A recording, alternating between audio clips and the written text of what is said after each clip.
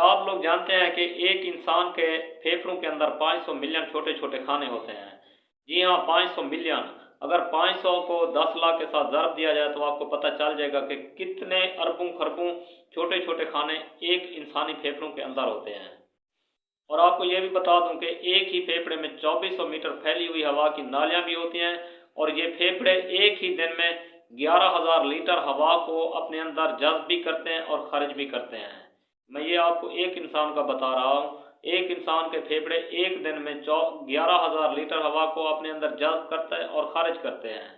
तो आपने कभी सोचा है कि कौन है जो इस कुदरत के कारखाने को चला रहा है? बेशक मेरा रब ही है।